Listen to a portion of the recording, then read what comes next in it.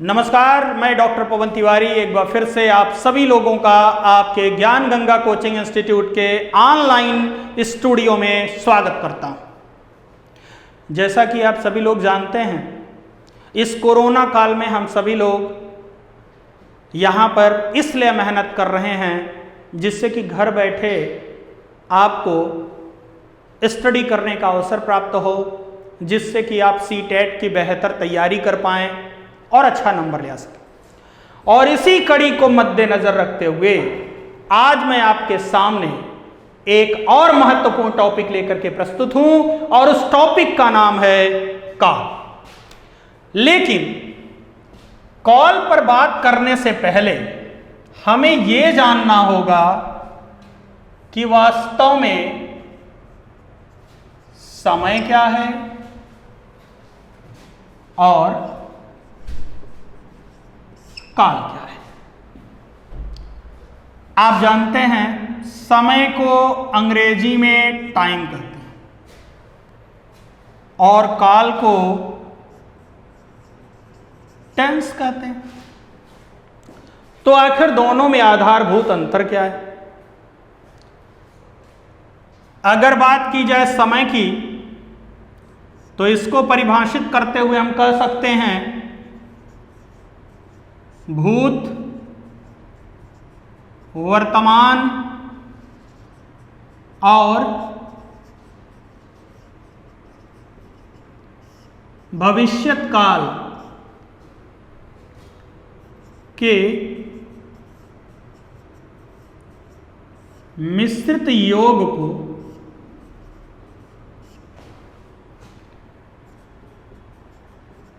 समय कहते हैं।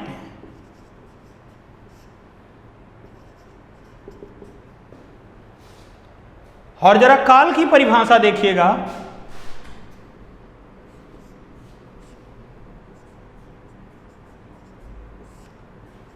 समय के वर्गीकरण को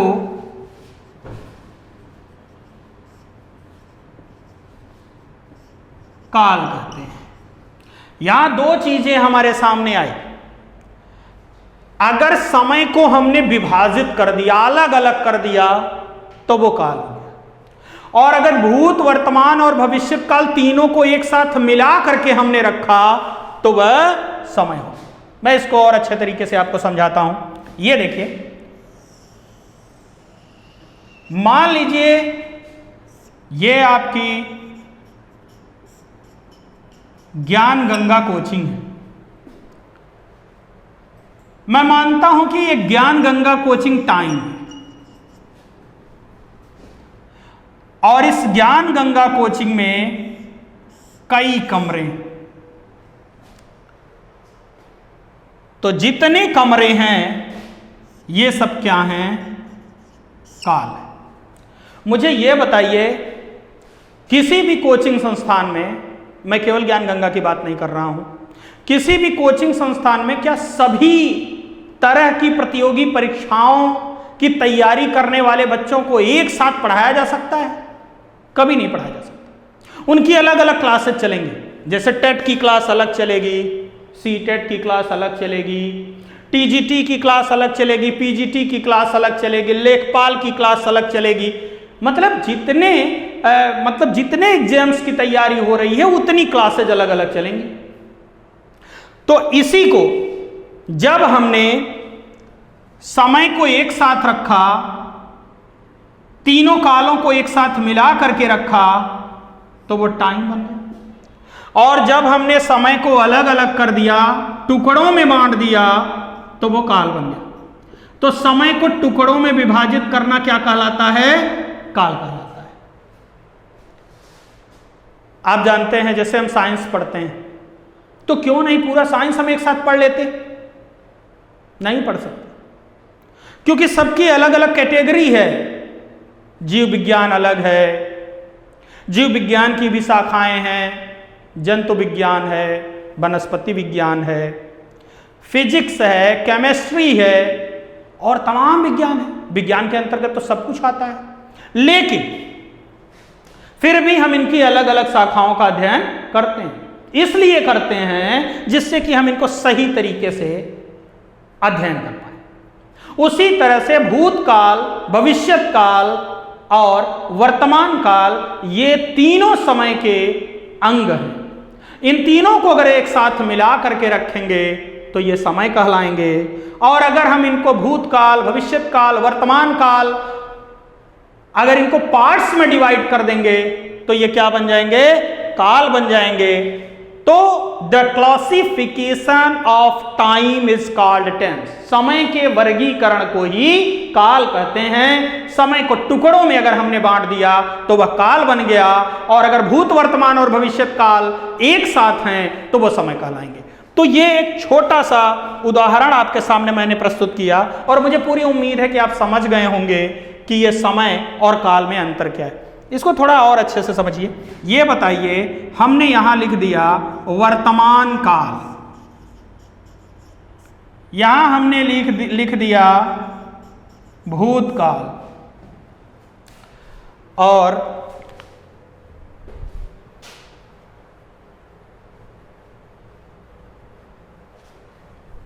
ये हमने लिख दिया भविष्यत काल। मुझे यह बताइए, क्या हम वर्तमान काल को भूतकाल कह सकते हैं? कभी नहीं कह सकते। भूतकाल को भविष्यत काल कह सकते हैं? कभी नहीं कह सकते। भविष्यत काल को भूतकाल कह सकते हैं? नहीं कह सकते। भूतकाल को वर्तमान काल कह सकते हैं? नहीं कह सकते। लेकिन इन सब को हम समय कह सकते हैं। इसे भी समय कह सकते हैं, इसे भी समय कह सकते हैं, इसे भी समय कह सकते हैं। इसका मतलब तीनों अगर एक साथ होंगे तो समय कहलाएंगे, अलग अलग होंगे तो काल कहलाएंगे। बस इतना ही आपको समझना है कि समय के वर्गीकरण को काल कहते हैं और भूत, वर्तमान और भविष्यत काल के मिश्रित योग को समय कहा जाता है। आइए बढ़ते हैं हम आगे, क्योंकि अब जिन पॉइंट्स पर हम बात करने चल रहे हैं बहुत ही महत्वपूर्ण हैं, और यहां से परीक्षाओं में प्रश्न बनते हैं। पूछा जाता है आपसे, काल कितने प्रकार के होते हैं?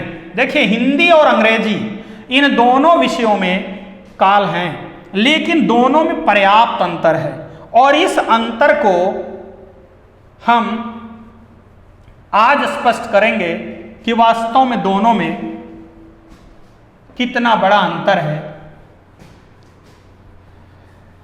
ध्यान दीजिएगा, आप जानते हैं अगर कभी भी आपसे पूछा जाए काल कितने प्रकार के होते हैं, तो आपका जवाब होगा 3 प्रकार के। कितने प्रकार के? 3 प्रकार के। पहला है वर्तमान काल, दूसरा है भूतकाल, तीसरा है भविष्यत काल। इतना तो अंग्रेजी में भी जानते हैं, हिंदी में भी जानते हैं, लेकिन अब यहां से शुरू होता है वास्तविक अध्ययन। हमारे यहां वर्तमान काल में हिंदी में 5 भेद होते हैं। कितने भेद होते हैं? 5। भूतकाल के 6 भेद होते हैं, और भविष्यत काल के 3 भेद होते हैं। अगर इन 5 भेदों की बात करें तो पहला है सामान्य वर्तमान काल, इसे हम अनिश्चित वर्तमान काल के नाम से भी जानते हैं। दूसरा है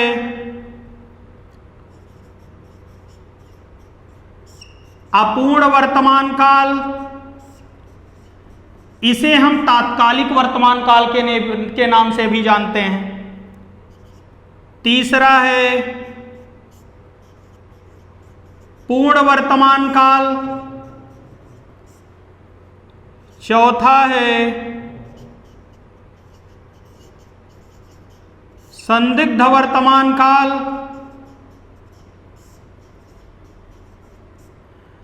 पांचवा है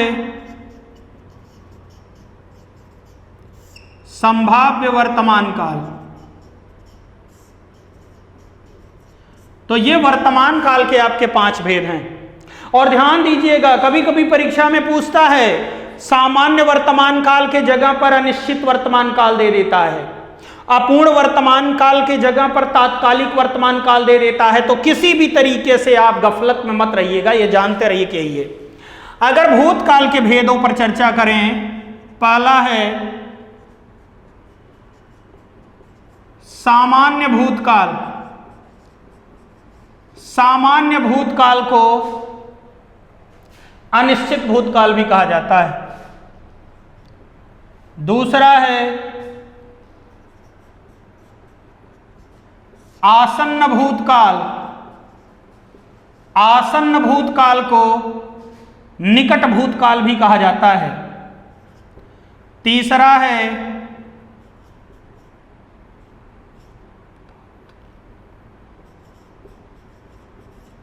तात्कालिक भूतकाल,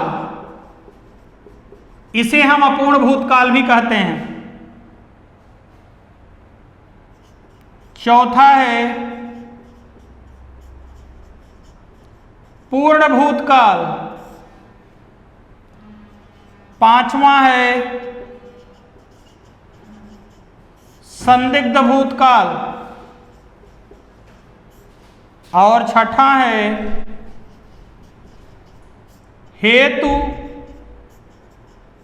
हेतुमद भूतकाल। ये भूतकाल के आपके 6 भेद हैं। और ये वर्तमान काल के आपके 5 भेद हैं। और अगर भविष्यत काल के भेदों पर बात की जाए तो पहला भेद है सामान्य भविष्यत काल।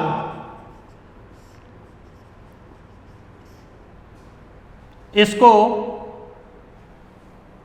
अनिश्चित भविष्यत काल के नाम से भी जाना जाता है।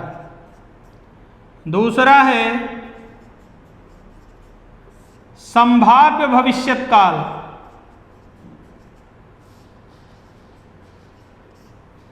और तीसरा है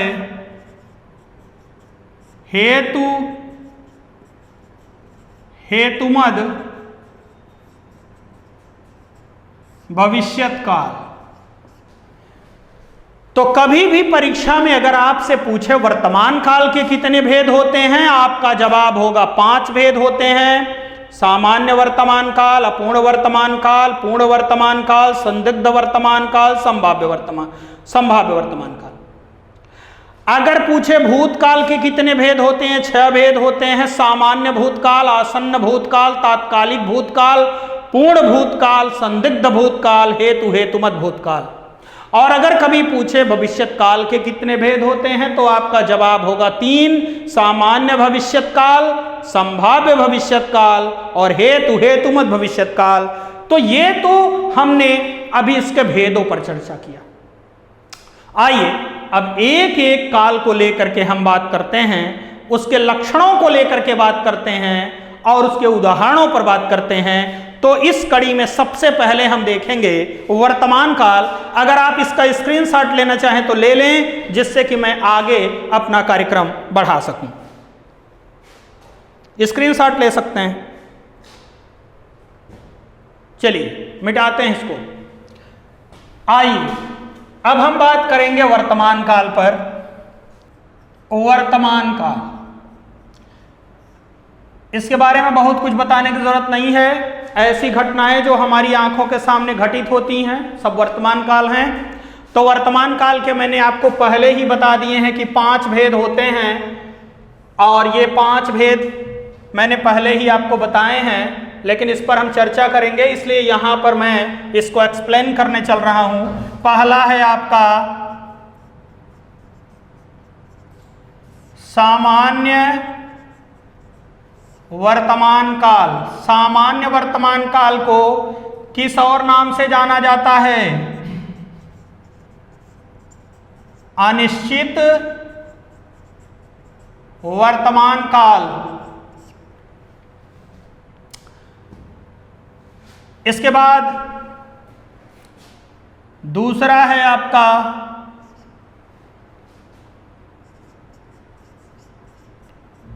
अपूर्ण वर्तमान काल। अपूर्ण वर्तमान काल को और किस नाम से जानते हैं? तात्कालिक वर्तमान काल। ये सारी चीजें इसलिए लिख रहा हूं कि परीक्षा में पूछा जाता है। इसके बाद ये हमारा है पूर्ण वर्तमान काल,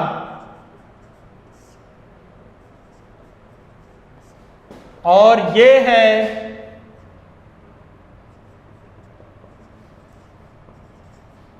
संदिग्ध वर्तमान काल, और ये है संभाव्य वर्तमान काल। आइए एक एक को देखते हैं, ध्यान दीजिएगा। सामान्य वर्तमान काल या अनिश्चित वर्तमान काल की पहचान क्या होती है?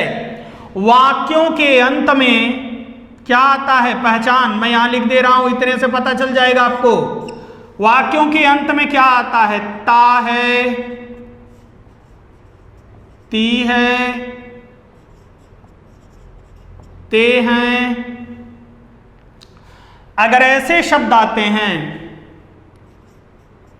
ता हूं, ऐसे शब्द अगर आते हैं, तो ये हमेशा सामान्य वर्तमान काल या अनिश्चित वर्तमान काल होते हैं। जरा देखिएगा, जैसे हमने वाक्य लिख दिया, वह पढ़ता है, ये देखिए ता है आगे। तुम दौड़ते हो, ये देखिए ते हो आ गया।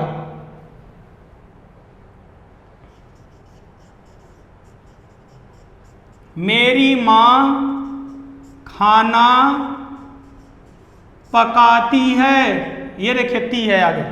तो हमेशा याद रखिए, अगर किसी भी वाक्य के अंत में ता है, ती है, ते हैं, ऐसे शब्द अगर आएंगे तो वहां सदैव सामान्य वर्तमान काल होगा।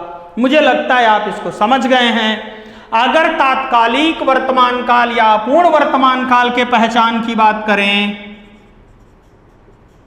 तो वाक्यों के अंत में रहा है, रही है,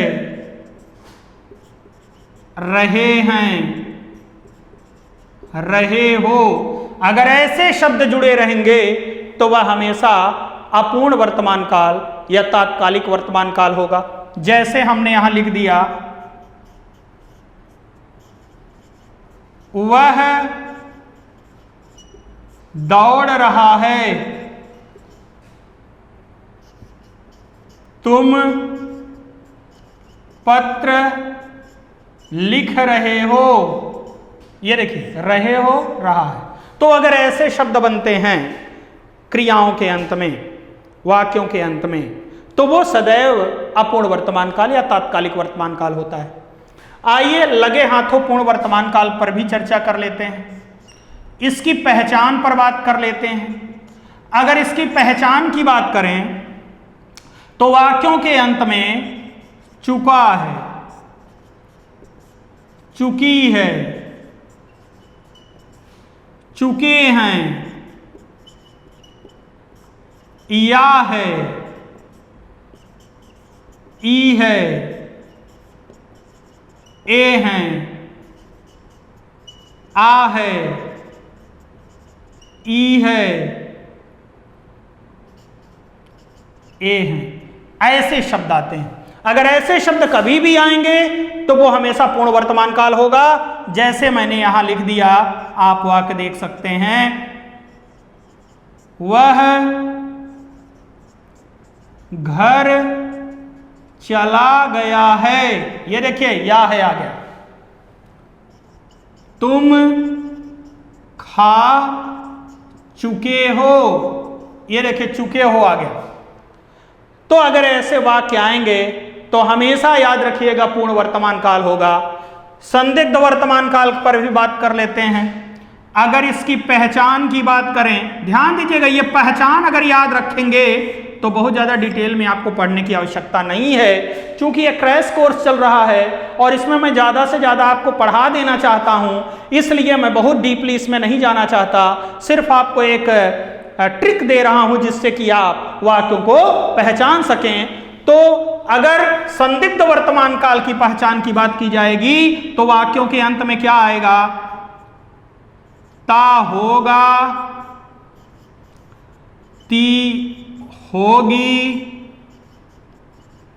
ते होंगे। अगर ऐसे शब्द जुड़े रहेंगे तो वह सदैव संदिग्ध वर्तमान काल होगा। जैसे वह पढ़ता होगा, यह देखिए ता होगा आ गया।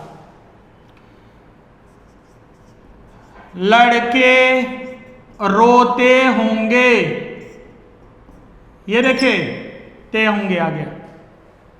सीता लिखती होगी, राधा गाती होगी। अगर ऐसे शब्द आएंगे तो हमेशा संदिग्ध वर्तमान काल होगा। इसमें बहुत ज्यादा सोचने की जरूरत नहीं है, सीधे मैं आपको क्लू दे रहा हूं। अगर संभाव्य वर्तमान काल की बात की जाएगी, अगर इसके हम पहचान पर बात करें तो इसकी पहचान क्या होती है जरा देखिएगा। वाक्यों के अंत में या, ई, ए, आ, ई, ए प्लस हो, ये जुड़ा रहता है। या ई ए, आ ई ए प्लस हो, अगर ऐसे शब्द आएंगे तो हमेशा संभाव्य वर्तमान काल होगा। जरा देखिएगा, मैं उदाहरण दे देता हूं। जैसे देखिए, वह आया हो, ये देखिए या हो आ गया। लड़के पढ़े हों, ये देखिए ए हो आ गया। तो अगर ऐसे शब्द कभी भी आएंगे तो वह संभाव्य वर्तमान काल होगा। तो उसने किताब चुराई हो, ई हो आ गया। वह नहाया हो, या हो आ गया। तुमने खाना खा लिया हो आ गया, या हो गया। तो अगर ऐसे वाक्य कभी भी आएंगे तो वह हमेशा संभाव्य वर्तमान काल होगा। आपने यहां पर देखा कि हमने वर्तमान काल के पांचों भेदों पर चर्चा कर लिया है और सारे पहचान के साथ मैंने यहां पर इनको एक्सप्लेन कर दिया है। आप चाहें तो इसका स्क्रीनशॉट ले सकते हैं, फिर हम आगे बढ़ते हैं।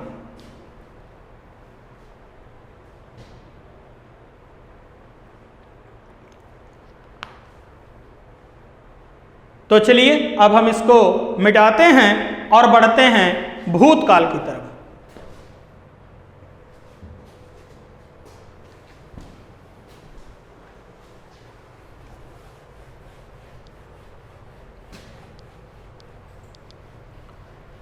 अब ये भूतकाल जो है ये आपके लिए बहुत इंपॉर्टेंट है। इससे परीक्षाओं में प्रश्न बहुत पूछे जाते हैं। ध्यान दीजिएगा, वर्तमान काल की अगर बात करें तो संदिग्ध वर्तमान काल और संभाव्य वर्तमान काल बहुत इंपॉर्टेंट है।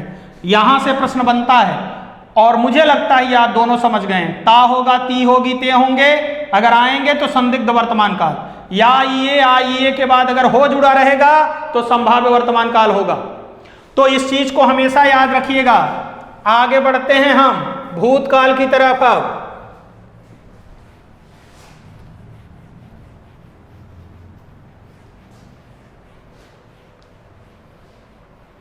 मैंने आपको अभी अभी बताया था कि भूतकाल के 6 भेद होते हैं जिस पर हमें चर्चा करना है। ये देखिए,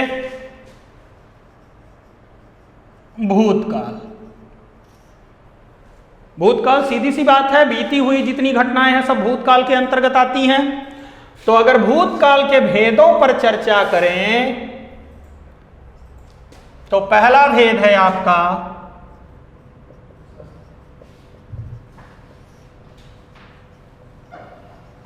सामान्य भूतकाल। इसे हम अनिश्चित भूतकाल भी कहते हैं।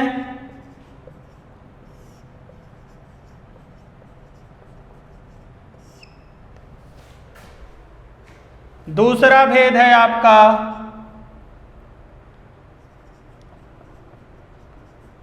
आसन्न भूतकाल। इसे हम निकट भूतकाल भी कहते हैं।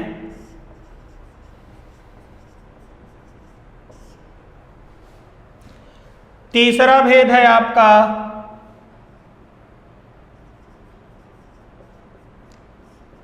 अपूर्ण भूतकाल, इसे हम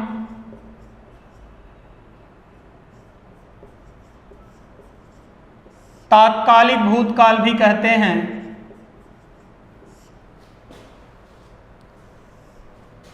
चौथा भेद है आपका पूर्ण भूतकाल।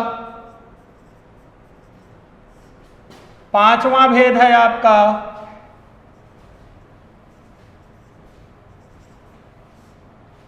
संदिग्ध भूतकाल। और छठा भेद है आपका हेतु हेतुमद। हेतु हेतुमद भूतकाल। हमें इस पर चर्चा करना है। देखिए, पहले बात करते हैं सामान्य भूतकाल या अनिश्चित भूतकाल पर। देखिए, चीजों को समझने की कोशिश ज्यादा करिए, लिखने का बहुत ज्यादा मतलब है नहीं। आप कॉन्सेप्ट को क्लियर करिए, वो चीजें आपके लिए ज्यादा मायने रखेंगी। परीक्षा में किसी भी स्तर पर आता है तो आप उसको कर पाने में सक्षम रहेंगे। तो आइए, सामान्य भूतकाल या अनिश्चित भूतकाल की अगर बात करें तो अगर हम इसकी पहचान पर बात करें तो हमेशा याद रखिए, वाक्य के अंत में या, ई, ए, आ, ई, ए, ता, था, ती, थी, ते थी, अगर ऐसे शब्द कभी भी रहेंगे तो वो हमेशा सामान्य भूतकाल या निश्चित भूतकाल होगा। जैसे देखिए, वह आया,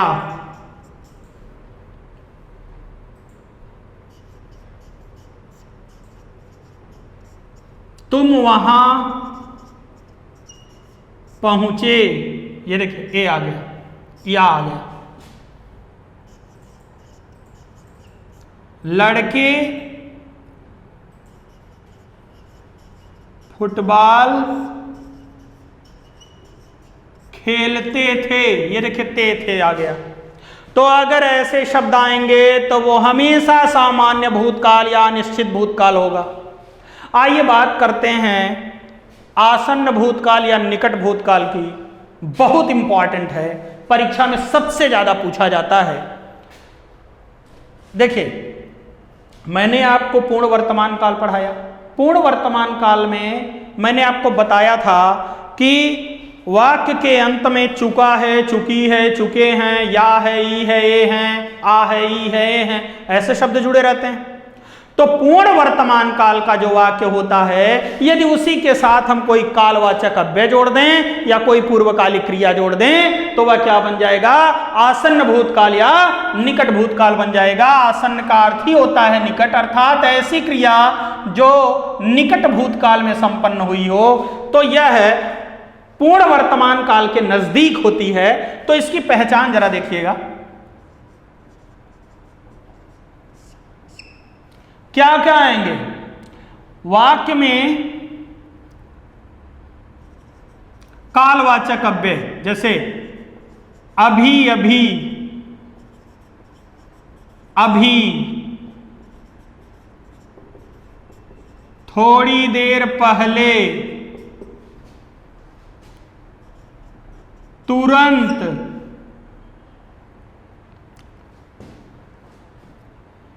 या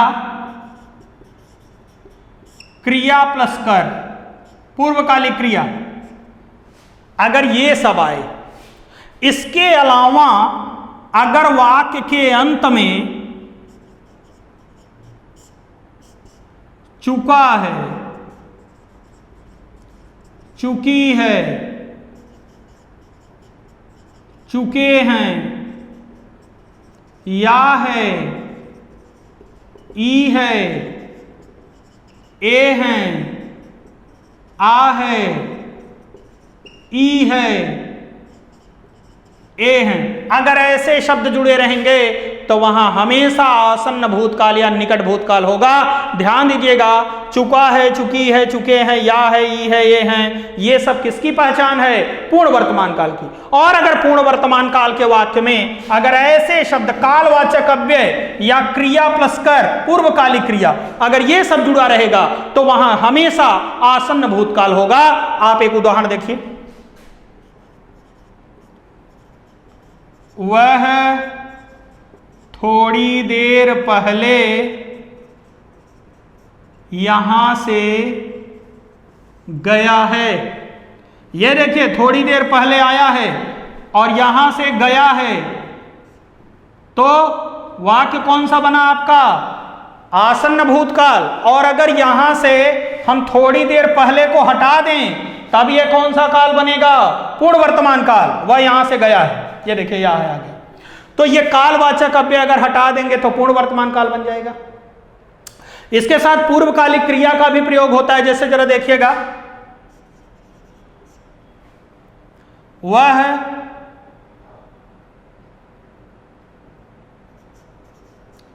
नहाकर खाना खाया है। ये देखिए, नहाकर आ गया पूर्वकालिक क्रिया, तो ये पूर्वकालिक क्रिया है, तो ये पूरा वाक्य कौन सा बन गया? आसन्न भूतकाल बन गया। तो याद रखिएगा, पूर्वकालिक क्रिया हो या फिर कोई कालवाचक अव्यय हो, तो हमेशा क्या होता है? आसन्न भूतकाल या निकट भूतकाल में वाक्य बनता है। मैंने अभी अभी आम खाया है, कौन सा वाक्य बनेगा? आसन्न भूतकाल बनेगा। वह तुरंत यहां से चला गया है, कौन सा वाक्य बनेगा? आसन्न भूतकाल बनेगा। तो कालवाचक अव्यय हो या पूर्वकालिक क्रिया जुड़ी हुई हो तो हमेशा आसन्न भूतकाल या निकट भूतकाल होता है। अब एक चीज और ध्यान दीजिएगा, अगर मान लीजिए प्रश्न आपसे पूछ लिया निम्नलिखित में से कौन सा वाक्य आसन्न भूतकाल में है, और वहां पर पूर्ण वर्तमान काल का वाक्य दिया गया है और बाकी तीनों वाक्य जो है अन्य दूसरे काल के हैं, तो पूर्ण वर्तमान काल वाला वाक्य क्या मान लिया जाएगा? आसन्न भूतकाल में मान लिया जाएगा। जैसे हमने यहां लिख दिया, निम्नलिखित में कौन सा वाक्य आसन्न भूतकाल में है। थोड़ा सा इसको मैं मिटा दूं, फिर समझाता हूं आपको।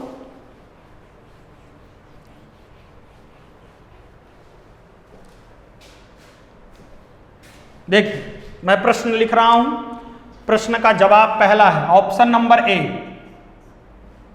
ए में है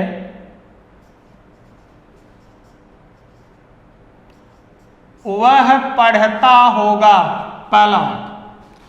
ऑप्शन नंबर बी,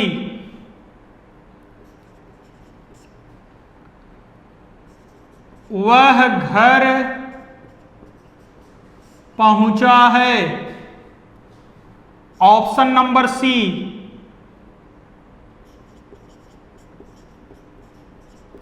वह दौड़ रहा है। ऑप्शन नंबर डी, शायद आज वर्षा हो। अब आप देखिए प्रश्न क्या पूछ रहा है, निम्नलिखित में से कौन सा वाक्य आसन्न भूतकाल में है। पूर्ण वर्तमान काल पूछता तो वह घर पहुंचा है होता, लेकिन प्रश्न क्या पूछ रहा है, कौन सा वाक्य आसन्न भूतकाल में है। और यहां आप देख सकते हैं कि ऐसा ये कौन सा वाक्य है, संदिग्ध वर्तमान काल है।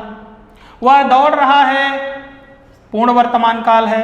शायद आज वर्षा हो, यह संभाव्य भविष्यत काल है। तो बचा क्या आपका, वह घर पहुंचा है। और यह वाक्य किसमें मान लिया जाएगा, पूर्ण वर्तमान काल में मान लिया जाएगा। और अगर पूर्ण वर्तमान काल का वाक्य भी देता और यहीं एक और वाक्य दे देता, वह अभी घर पहुंचा है, तो वह अभी घर पहुंचा है यह आसन्न भूतकाल होता। तो हमेशा इन चीजों को याद रखिए, क्योंकि सारी चीजें डिपेंड करती हैं किस पर? ऑप्शन पर। किस तरह के ऑप्शन परीक्षाओं में पूछे जा रहे हैं, इसी पर आपका उत्तर भी डिपेंड करता है। तो फिलहाल मुझे पूरी उम्मीद है कि आप आसन्न भूतकाल को समझ गए हैं। आइए बढ़ते हैं अब अपने अगले काल की तरफ, और अगला काल है हमारा क्या? अपूर्ण भूतकाल। अगर अपूर्ण भूतकाल की हम बात करें, आप जानते हैं इसको तात्कालिक भूतकाल के नाम से भी अभिहित किया जाता है। इधर आपने समझ लिया है तो मुझे लगता है इसको मिटा देना चाहिए।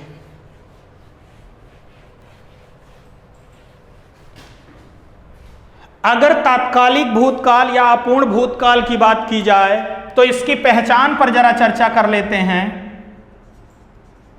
पहचान, इसकी पहचान वाक्यों के अंत में क्या जुड़ा रहेगा? रहा था, रही थी, रहे थे, और इसी से पता चल जाएगा कि यह वाक्य किसमें है? अपूर्ण भूतकाल या तात्कालिक भूतकाल में है। कोई मिस्टेक मत करिएगा, कभी कभी अपूर्ण भूतकाल की जगह पर तात्कालिक भूतकाल दे देता है, तो इसलिए ऐसी गलती आप नहीं करेंगे। तात्कालिक भूतकाल का मतलब भी क्या होता है? अपूर्ण भूतकाल होता है। जैसे मैंने यहां वाक्य लिख दिया, हवा चल रही थी, ये देखिए रही थी आ गया। लड़के खेल रहे थे, ये देखिए रहे थे आ गया। तो ये इसकी पहचान है जिसके माध्यम से हम इन चीजों को समझते हैं। तो अपूर्ण भूतकाल की पहचान क्या होगी? वाक्यों के अंत में रहा था, रही थी, रहे थे, ये शब्द जुड़े रहेंगे। आइए बात करते हैं अब पूर्ण वर्तमान काल की, पूर्ण भूतकाल की बात करते हैं। इसको मैं मिटा दे रहा हूं, आप इसको समझ भी गए होंगे। बहुत ज्यादा कुछ इसमें समझने लायक है भी नहीं, जो ऐसा कुछ भी नहीं है जो कठिन टाइप का हो। तो आप थोड़ा सा इसको कॉन्सेंट्रेट होकर के समझेंगे तो आ जाएगा। देखिए पूर्ण भूतकाल की जब बात करें, इसकी पहचान पर अगर बात करें तो चुका था, चुकी थी, चुके थे, या था, ई थी, ए थे, आ था, ई थी, ई थी, ए थी। अगर ऐसे शब्द आएंगे तो तुरंत समझ जाइएगा पूर्ण भूतकाल है। मैंने यहां लिख दिया, वह पत्र लिख चुका था। तो किस वाक्य में चुका था? पूर्ण भूतकाल। लड़के विद्यालय पहुंच चुके थे, ये देखिए चुके थे। मैंने अपना पाठ याद कर लिया था, लिया था। तो ऐसे शब्द अगर आएंगे किसी भी वाक्य के अंत में तो वो हमेशा पूर्ण भूतकाल होगा। तो मुझे लगता है ये भी आप समझ गए हैं। आइए अब बात करते हैं संदिग्ध भूतकाल पर, जो बहुत इंपॉर्टेंट है परीक्षा के दृष्टिकोण से, और परीक्षा में कई बार इस तरह के वाक्य पूछे जाते हैं।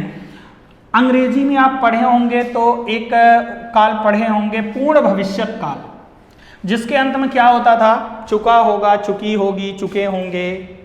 हमारे यहाँ हिंदी में पूर्ण भविष्यत काल का कोई अस्तित्व नहीं। हमारे यहाँ हिंदी में जो पूर्ण भविष्यत काल है, हमारे यहाँ अंग्रेजी में जो पूर्ण भविष्यत काल है वही हिंदी में संदिग्ध भूतकाल है। तो संदिग्ध भूतकाल की जरा देखिए पहचान की बात अगर करेंगे, पहचान ये देखिए। तो संदिग्ध भूतकाल की पहचान क्या होती है? वाक्यों के अंत में चुका होगा, चुकी होगी,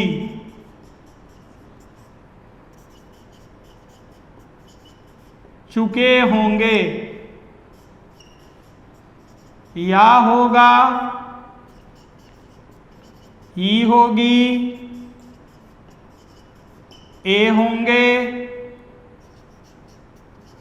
आ होगा, ई होगी, ए होंगे।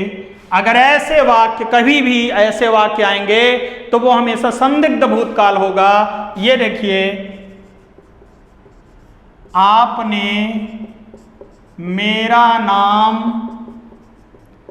सुना होगा, ये देखिए सुना होगा, आ होगा आ गया। वह घर पहुंच चुका होगा, ये देखिए चुका होगा आ गया। वह सुबह में आई होगी, लड़के गांव जा चुके होंगे। ये सारे वाक्य संदिग्ध भूतकाल में हैं और इनकी यही पहचान है। मैं उम्मीद करता हूं कि आपको ये भी समझ में आ गया होगा। फिलहाल अब हम बात करते हैं एक महत्वपूर्ण टॉपिक पर, हेतु हेतुमत भूतकाल पर। और हेतु हेतुमत भूतकाल बहुत इंपॉर्टेंट है, इससे भी परीक्षाओं में प्रश्न पूछे जाते हैं। तो आइए बढ़ते हैं हेतु हेतुमत भूतकाल की तरफ।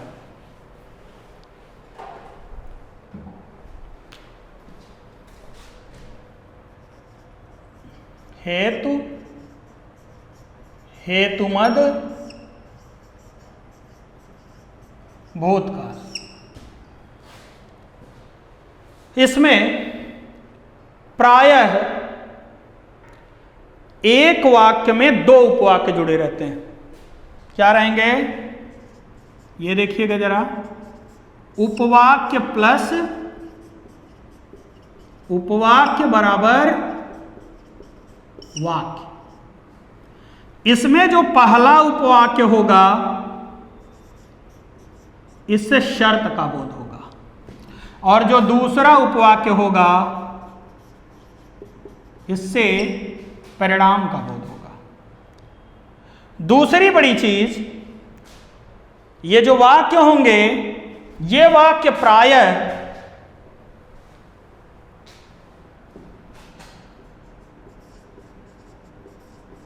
मिश्रित वाक्य बनते हैं, क्योंकि शर्त और परिणाम से मिश्रित वाक्य का ही बोध होता है। जब हम वाक्य पढ़ाएंगे आपको तो विस्तार से इसके बारे में चर्चा करेंगे। तो प्रायः ध्यान रखिएगा, अब मैं इसकी पहचान लिखता हूं।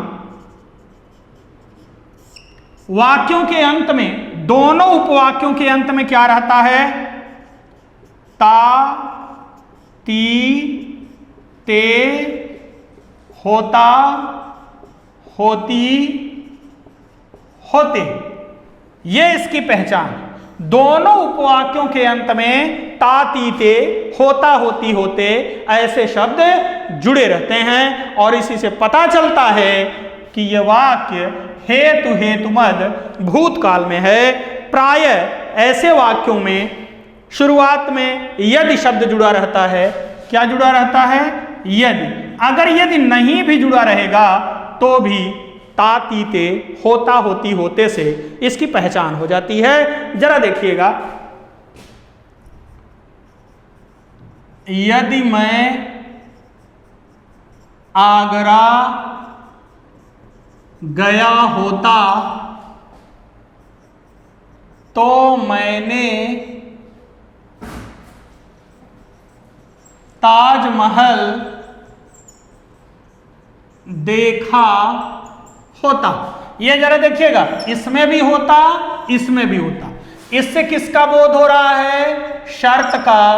और इससे क्या बोध हो रहा है? परिणाम का। ये शर्त है, अगर मैं आगरा गया होता तो मैंने ताजमहल देखा होता। मैंने शर्त को ही पूरा नहीं किया, आगरा गया ही नहीं तो ताजमहल कहां से देखूंगा? तो न तो आगरा गया और न तो उसने ताजमहल देखा। एक और वाक्य देखिए, तुम आते तो मैं जाता। आप देख सकते हैं कि यहां पर यदि नहीं जुड़ा हुआ है, फिर भी यदि छुपा हुआ है। यदि तुम आते तो मैं जाता, ते, ता।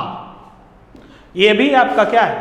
तुम आते शर्त है, तो मैं जाता परिणाम। मुझे लगता है समझ रहे हैं। अच्छा, एक और महत्वपूर्ण चीज देखिए, एक और वाक्य देखिएगा। यदि मैं राजा होता तो तुझे अपनी रानी बनाता।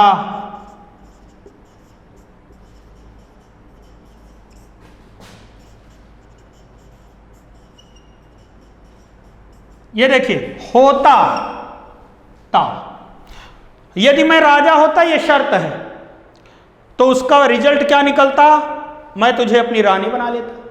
तो यहां राजा होना शर्त है, रानी बनाना उस शर्त का परिणाम है। तो यहां पर भी हेतु हेतुमत भूतकाल है। ऐसे सभी वाक्य हेतु हेतुमत भूतकाल होते हैं। यदि इस कमरे में भूत आ जाते तो सभी भाग खड़े होते। ये भी कौन सा वाक्य है? हेतु हेतुमत भूतकाल में वाक्य। तो मुझे लगता है आप इसको समझ गए हैं। ज्यादातर ये वाक्य दो उपवाक्यों में बटे हुए रहते हैं, और एक से शर्त का बोध होता है, दूसरे से परिणाम का बोध होता है। आइए आगे बढ़ते हैं। हमने भूतकाल को भी समाप्त कर दिया। अब हम बात करेंगे भविष्यत काल पर।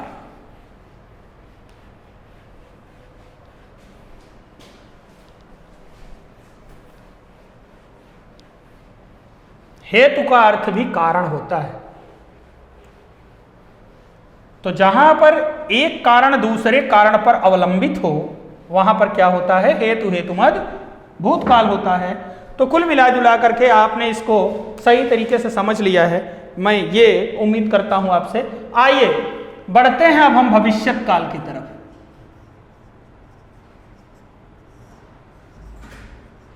भविष्यत काल मैंने अभी अभी चर्चा किया, और मैंने आपको बताया भी कि भविष्यत काल के 3 भेद होते हैं, और इन तीनों भेदों पर हमको चर्चा करना है। पहला है हमारा सामान्य भविष्यत काल। सामान्य भविष्यत काल को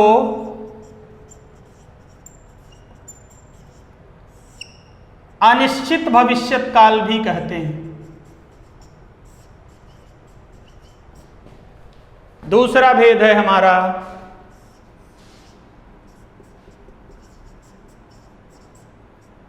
संभाव्य भविष्यत काल, और तीसरा भेद है हमारा हेतु हेतुमद भविष्यत काल। अब हमको इन तीनों पर बात करना है, ठीक है? तो सबसे पहले बात करते हैं सामान्य भविष्यत काल पर। अगर इसकी पहचान की बात की जाए तो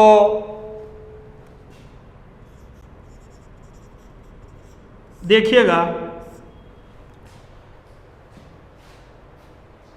वाक्यों के अंत में गा गी गे शब्द आता है, तो वहां पर सामान्य भविष्यत काल या अनिश्चित भविष्यत काल होता है।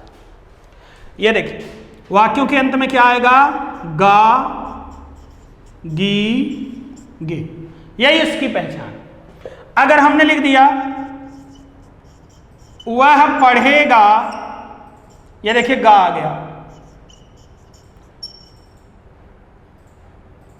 तुम जाओगे, ये देखिए गे आ गया। मेरी मां खाना पकाएगी, लड़के खेलेंगे, वह तुम्हारे साथ चलेगा, ये सारे वाक्य किसके अंतर्गत आएंगे? सामान्य भविष्यत काल के अंतर्गत आएंगे। तो मुझे लगता है ये कॉन्सेप्ट भी आप समझ गए। आइए संभाव्य भविष्यत काल पर बात करते हैं। पहचान पर इसके बात कर लेते हैं। हमेशा याद रखिए, अगर कोई वाक्य हो जिसमें शायद आ जाए, क्या आ जाए? शायद, संभव है, की आ जाए, संभावना है आ जाए, हो सकता है कि आ जाए, हो सकता है कि आ जाए। अगर ऐसे शब्द कहीं भी आएंगे तो वह वाक्य हमेशा संभाव्य भविष्यत काल में होगा। इससे कोई मतलब नहीं है कि वाक्य के अंत में क्या जुड़ा है। यह देखिए, शायद आज वह आए, ये देखिए शायद जुड़ा हुआ है। संभव है वह न बचे, ये देखिए संभव है आ गया। आज रात में वर्षा होने की संभावना है, संभावना है आ गया। हो सकता है तुम मेरे घर न आ पाओ, हो सकता है आ गया। अगर ऐसे शब्द कहीं भी आएंगे तो वहां पर हमेशा संभाव्य भविष्यत काल होगा, और मुझे पूरी उम्मीद है कि आप इसको सही तरीके से समझ पा रहे हैं। आइए हेतु हेतुमत भविष्यत काल पर बात कर लेते हैं। जैसे हमने हेतु हेतुमत भूतकाल देखा था, उसी तरह से हेतु हेतुमत भविष्यत काल भी है। इसमें भी दो उपवाक्य जुड़े रहते हैं। क्या जुड़े रहते हैं?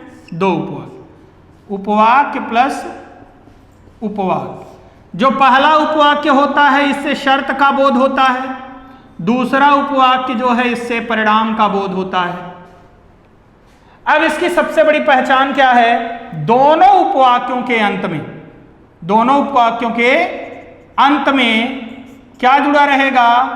गा, गी, गे या होगा, होगी, होंगे। इसके अलावा ए, ऊ, ओ, अगर ऐसे शब्द भी जुड़े हुए हैं तो यह हमेशा हेतु हेतुमत भविष्यत काल के अंतर्गत आएगा। जरा देखिएगा, मैं दो तीन वाक्य यहां पर लिख रहा हूं। तुम पढ़ोगे तो मैं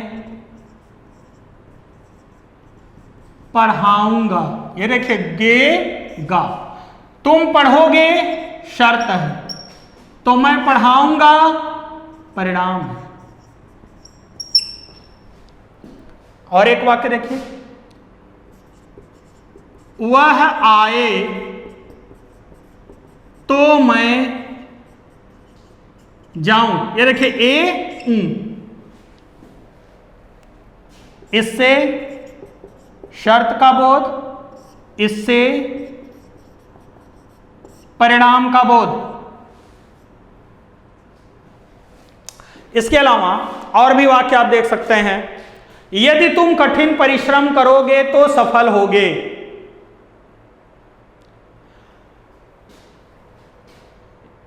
यदि तुम आओगे तब मैं जाऊंगा, जब तुम आओगे तब मैं जाऊंगा। ऐसे भी वाक्य इसके अंतर्गत आते हैं। तो कुल मिला जुला करके गा, गी, गे, होगा, होगी, होंगे, ये ऊ, ओ आए तो हमेशा हेतु हेतुमत भूतकाल, हेतु हेतुमत भविष्यत काल होता है। और हेतु हेतुमत भूतकाल की क्या पहचान होती है? दोनों उपवाक्यों के अंत में ता, तीते, होता, होती, होते शब्द जुड़ा रहता है। और इसमें क्या होता है? दोनों उपवाक्यों के अंत में गा, गी, गे, होगा, होगी, होगे, ए ऊ, ओ जुड़ा रहता है। तो जैसे यदि मैं आगरा जाऊंगा तो मैं ताजमहल देखूंगा, गा गा आ गया अंत में, गा और देखूंगा, गा आ गया। यदि तुम खाओगे तो मैं तुम्हें खिलाऊंगा, गा आ गया। वह आए तो मैं उससे बात करूं, ए और ऊ आ गया।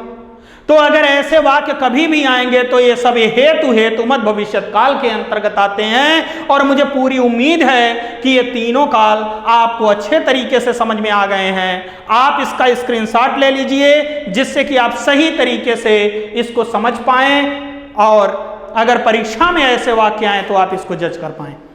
तो आज हमने पूरा काल आपके सामने प्रदर्शित कर दिया। मुझे पूरी उम्मीद है कि काल आपको समझ में आ गया है और आप काल के संदर्भ में आपने कैसा अनुभव किया, आपको कितना समझ में आया, और अगर आया या नहीं आया, जो भी हुआ, आप कमेंट बॉक्स में कमेंट करके मुझे जरूर बताइएगा।